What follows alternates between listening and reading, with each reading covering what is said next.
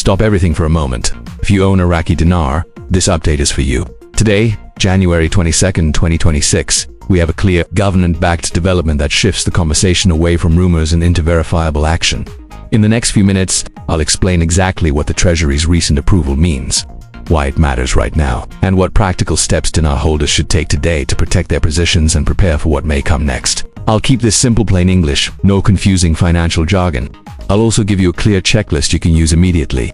Stay with me through the entire update, because the key takeaways will help you make smarter decisions, avoid common mistakes, and understand the real timeline and risks involved. You'll learn not just what was approved, but why that approval matters to banks, liquidity in exchange systems, and how it moves the dinar from speculation toward formal preparation. This is a meaningful development, and it deserves careful attention.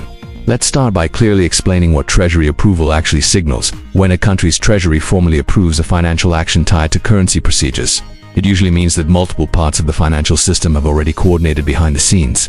That coordination often includes verifying liquidity across commercial banks, aligning documentation and exchange procedures, testing conversion systems, and confirming that regulatory safeguards are in place. In simple terms, the institutions that would handle elevation banks, payment networks, and central accounting systems are being synchronized. This is not a rumor or a social media claim. It is a formal administrative step that shows movement from discussion to operational preparation.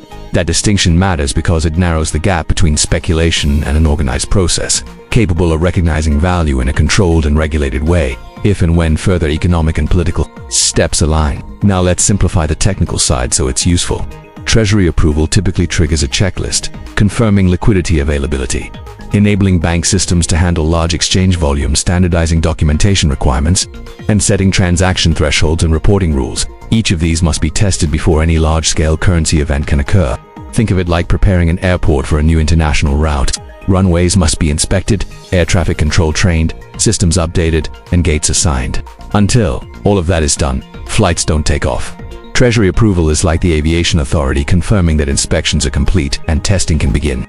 That means system-level groundwork is moving forward, which is far more meaningful. Let's talk about banks and liquidity in simple terms. Liquidity means real money is available in the banking system to support exchanges when holders bring currency in. Without verified liquidity, even an announcement would be meaningless because banks couldn't process exchanges or payouts.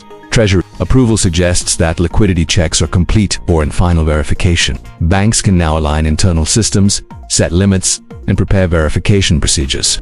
That preparation matters because it reduces operational risk. It's not just about the exchange rates, it's about whether the system can handle demand without disruption. Now, to timing, the question everyone asks. The honest answer is that this is not immediate. Treasury approval is a major milestone, but it does not mean an instant rate change. There will be testing phases, coordination with the central bank, communications with international partners, and operational drills. Some steps may move quickly, others may take weeks or months. The smart mindset is this: the process has shifted from rumor to structured preparation. That narrows the runway for future action, but it does not guarantee instant results. Patience paired with preparation is the practical approach. So what should holders do right now? First, secure your holdings.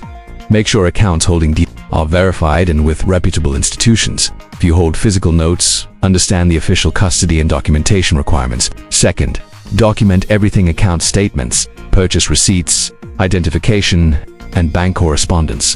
Third, follow official announcements only. Avoid relying on social media or unverified sources. Fourth, avoid rush decisions that could expose you to scams. Fifth, seek professional financial, legal, or tax advice if you plan to move large amounts. These steps protect your position and ensure you're ready if procedural windows open. Now let's address the emotional side. Many holders have experienced cycles of hope and disappointment. This approval is genuinely encouraging, but emotion leads to mistakes, panic selling, impulsive loans, or falling for guaranteed offers. Discipline matters. The most successful holders are those who prepare calmly, verify information, and act only on official instructions. International perception also matters. Treasury approval signals operational credibility to foreign banks and institutions that can support broader financial recognition and smoother coordination with global systems. However, this is only one piece of a larger puzzle that includes political stability and economic policy. Possible next scenarios include steady progress, bureaucratic delays, or political disruption. All are realistic. The key is preparation. Be ready if things move forward, patient if delays occur, and cautious if conditions change. Documentation is critical. When official exchanges open, banks will require verified identity, proof of ownership, transaction history, and possibly holding period evidence. Start organizing these now. The cleaner your records, the smoother the process. Here's a practical checklist you can use immediately. Confirm your account's legal status, organize ID and purchase records, verify your bank's Dinar procedures, review tax and legal obligations, avoid unverified middlemen, maintain realistic expectations, set personal action thresholds. Let's be blunt about risk. Even with approval, political or economic changes can delay or alter outcomes.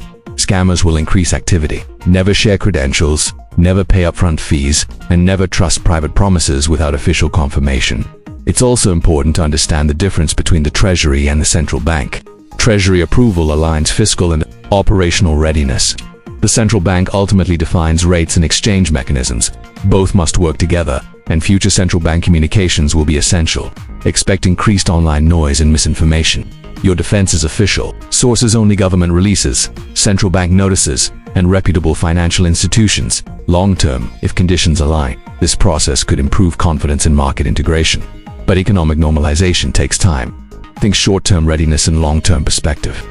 Finally, a word on scams. Private swaps, guaranteed rates, and upfront fees are red flags. Protect your identity and funds by using regulated institutions only. Different holders require different strategies, but the core principles are the same. Secure, document, verify, and stay informed. Authorities often roll out exchanges and phases with limits and verification steps. This may feel slow, but it's designed to protect the system and holders. What not to do? Don't rush, don't trust private offers, don't ignore taxes, and don't assume immediacy. A reasonable sequence after approval typically includes official notices, bank testing, pilot exchange windows, and then broader access. Use this as a planning framework, not a promise. To summarize, Treasury approval is a verified milestone that moves the process from rumor towards structured preparation.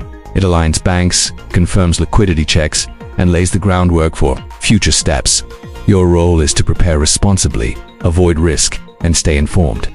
If this update helped you, like the video and subscribe for future verified updates. Share it with other Dinar holders who need clarity. Leave your questions in the comments but never share personal details. Stay calm, stay prepared, and treat this development as progress with realistic expectations. Thanks for watching. I'm Frank26. Stay safe, stay informed, and I'll see you in the next update.